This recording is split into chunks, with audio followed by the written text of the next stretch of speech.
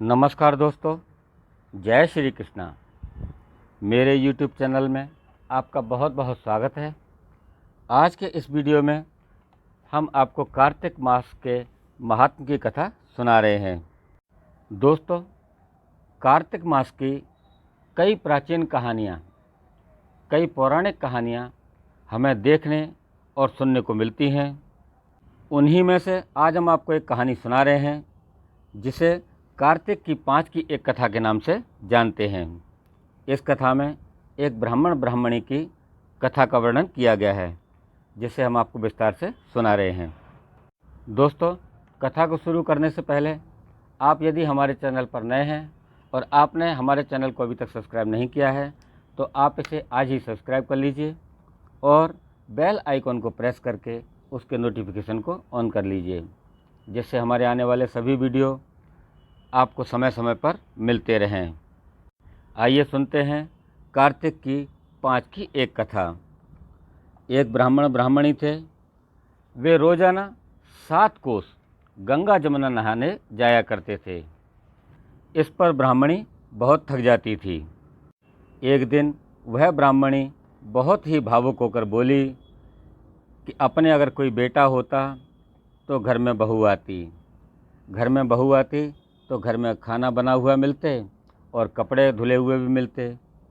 इस पर वह ब्राह्मण बोला कि ब्राह्मणी, तूने बहुत ही सुंदर बात कही है।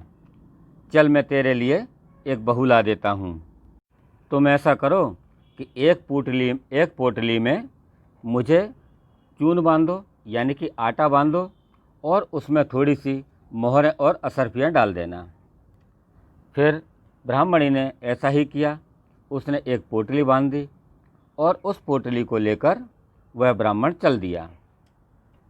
चलते चलते कुछ दूरी पर वह ब्राह्मण क्या देखता है कि जमुना जी के किनारे लड़कियां अपने अपने मिट्टी के घर बनाकर खेल रही थीं। उनमें से एक लड़की बोली कि देखो सहेलियों, मैं तो अपना घर नहीं बिगाड़ूंगी, मुझे तो एक घर रहने को चाहिए। पास ही खड़ा ब्राह्मण इन लड़कियों के खेल को देख रहा था। ब्राह्मण को वह लड़की उसके मन भा गई। वह अपने मन में सोचने लगा कि मुझे ऐसी ही एक समझदार लड़की चाहिए थी। अब वह ब्राह्मण उस लड़की के पीछे पीछे चल दिया।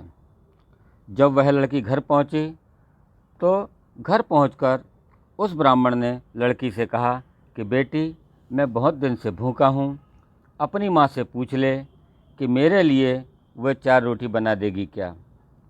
कार्तिक का महीना है, इसलिए मैं किसी के घर का अन्न नहीं खाता हूँ। मेरे पास थोड़ा सा आटा है, थोड़ा सा चून है। तुम इस आटे को ले जाकर अपनी माँ को दे दो और अपनी माँ से कहो कि वह इस आटे को छानकर मेरे लिए 4 रोटी बना देंगी। इस पर वह लड़की बोली, अच्छी बात है बाबा। तब उसने अपनी माँ से जाकर कहा कि माँ, बाहर एक बाबा बैठा है, उसके लिए रोटी बना दो। वह साथ में आटा लेकर आया है। बाबा ने कहा है कि उस आटे को छान लें और उससे 4 रोटियां बना दें। उसने अपनी लड़की से कहा कि ठीक है बेटा, उस आटे को ले आओ। जैसे ही उस लड़की की माँ ने उस आटे को छाना तो वह देखकर दंग रह गई। उस आटे में बहुत सारी मोहरें और असरफियाँ निकलीं। तब लड़की की माँ बोली कि जिसके आटे में इतनी सारी मोहरें हों, असरफियाँ हों, तो उसके घर में कितनी धन संपत्ति होगी। जब बाबा रोटी खाने बैठा तो लड़की की माँ बोली कि ए माँ, कि बाबा, तुम लड़के की सगाई करने जा रहे हो क्या। तब बाबा कहने लगा कि हाँ, मेरा लड़का तो काशी जी में पढ़ने के लिए गया है। अगर तुम कहो तो खंडे कटारे से मैं तुम्हारी लड़की को ब्याह कर ले जाता हूँ। इस पर लड़की की माँ बोली कि बहुत अच्छी बात है बाबा। इस प्रकार उस ब्राह्मण ने उस लड़की का ब्याह रचा लिया और उस लड़की को ब्याह कर वह ब्राह्मण अपने घर की ओर चल दिया। घर आकर उस ब्राह्मण ने अपनी ब्राह्मणी को आवाज़ लगाई कि रामू की माँ, रामू की माँ, किवाड़ खोल कर देख मैं तेरे लिए बहू लाया हूँ।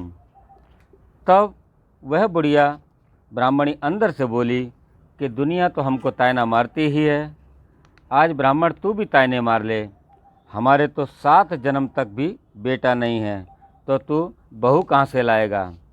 इस पर वह ब्राह्मण बोला कि अरे भगवान, तू किवाड़ खोल कर तो देख। इस पर ब्राह्मणी ने जैसे ही किवाड़ खोले तो उसे बड़ा ही आश्चर्य हुआ। सामने देखा तो बहू खड़ी थी। इस पर वह ब्राह्मणी बहू को आदर सत्कार सहित अंदर ले जाती है। दूसरे दिन बूढ़े बुढ़िया यानी कि ब्राह्मण ब्राह्मणी नहाने जाते हैं। बहू घर का सारा कामकाज करती है, खाना बनाती है, कपड़े धोती है और रात में उन दोनों के पांव भी दबाती थी। इस तरह से बहुत समय निकल गया।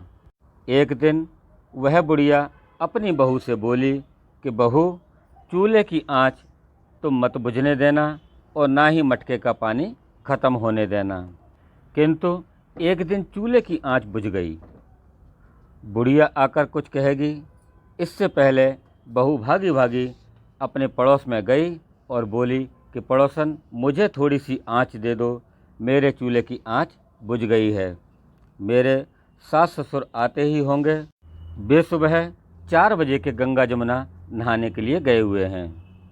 इस पर पड़ोसन ने कहा कि तू तो बावली है, तू तो पागल है, तुझे तो ये यूं ही उठा कर ले आए हैं, इनके तो 7 जन्म से भी कोई बेटा नहीं है। इस पर वह बहू बोली, नहीं तो इनका बेटा तो काशी जी पढ़ने गया है। तब पड़ोसन बोली कि ना, इन्होंने तुमसे झूठ बोला है। तब बहू बोली कि अब मैं क्या करूं?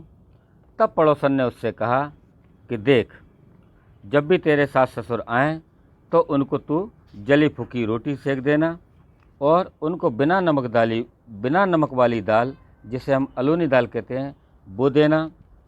खीर की जो कड़छी रहती है उसको दाल में डाल देना और दाल की कड़छी को खीर में डालकर उनको खाना परोसना।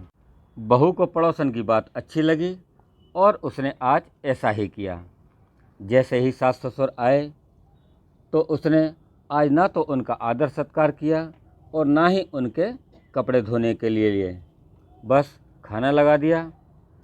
यह सब देखकर उसकी सासू जी बोली, यानी कि वो ब्राह्मणी बोली कि बेटा ये क्या है, ये तो जली फूकी रोटी हैं और दाल भी अलूनी है।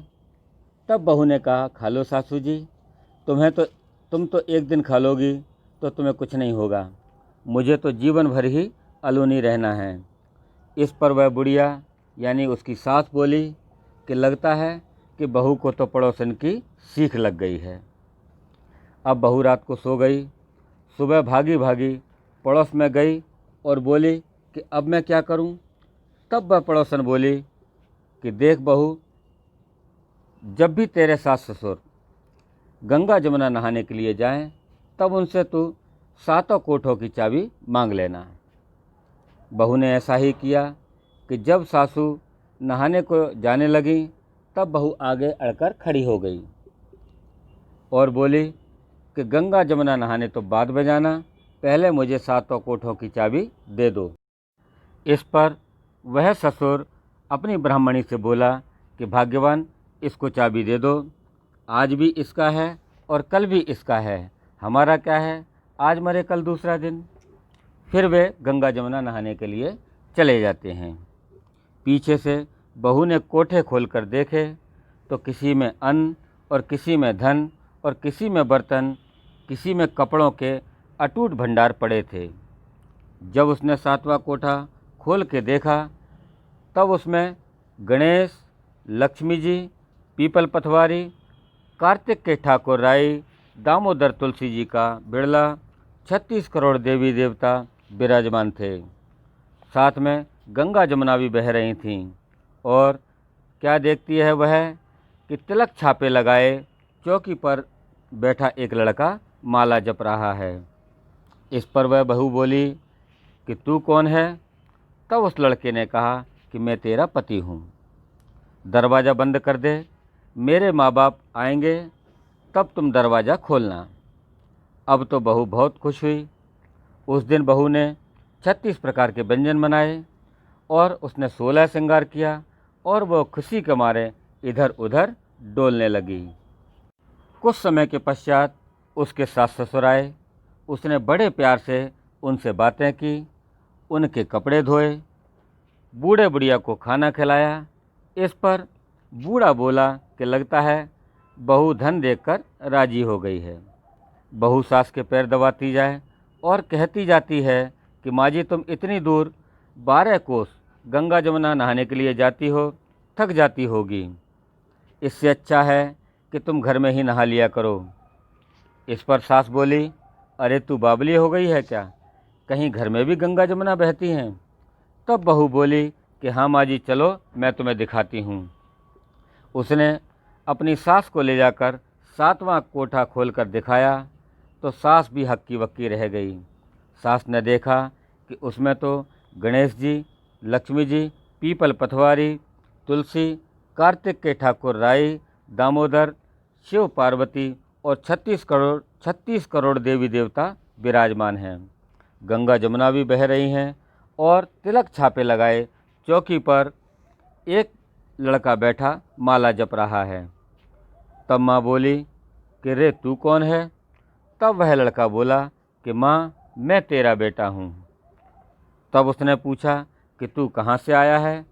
तब उस लड़के ने जवाब दिया कि मुझे तो कार्तिक के देवता ने भेजा है। इस पर वह माँ बोली कि बेटा ये दुनिया कैसे समझेगी कि तू मेरा बेटा है, मेरे घर का पति कैसे समझेगा कि तू मेरा बेटा है, मेरी देवरानी जेठानी और पास पड़ोसन कैसे समझेंगी कि तू मेरा बेटा है। और उसके बाद उस बुढ़िया ने एक पंडित को बुलाया। तब उस पंडित से परामर्श करने के बाद उस पंडित ने उनसे कहा कि पल्ली पार पर बहू बेटा खड़े हों और इस पार पर बुढ़िया खड़ी हो, चाम की अंगिया पहने हों, छाती से दूध की धार निकलने लगे, बेटे की दाढ़ी मूछ भीग जाए और पवन से गठजोड़ा बंधे तो सब जान जाएंगे कि यह बुढ़िया तुम्हारा ही बेटा है। तब उस बुढ़िया ने ऐसा ही किया। चास की अंगिया उसकी फट गई, छाती में से उसकी दूध की धार निकलने लगी और बेटे की दाढ़ी मूछ भीग गई। पवन पानी से बहू बेटे का गठजोड़ बंध गया। इस पर ब्राह्मण ब्राह्मणी बहुत ही खुश हुए, प्रसन्न हुए। हे कार्तिक के ठाकुर राई दामोदर श्री कृष्ण भगवान, जैसे तुमने उस बुढ़े बुढ़िया ब्राह्मण ब्राह्मणी को बहू बेटा दिए वैसे सबको देना। जैसे तुमने उनकी इच्छा पूरी की वैसे सबकी करना। और कथा कहते सुनते हुंकार भरने वालों की भी मनोकामना पूर्ण करना। बोलिए श्री विष्णु भगवान की जय। बोलिए श्री कृष्ण भगवान की जय। तो दोस्तों यह थी कार्तिक मास में सुनी जाने वाली कार्तिक की 5 की एक कथा। दोस्तों आपको कैसी लगी हमारी यह कथा, आप हमें कमेंट बॉक्स में जाकर अवश्य लिखें। साथ ही आप हमारे इस वीडियो को लाइक करें, शेयर करें और हमारे चैनल को सब्सक्राइब अवश्य करें। धन्यवाद। जय श्री कृष्ण।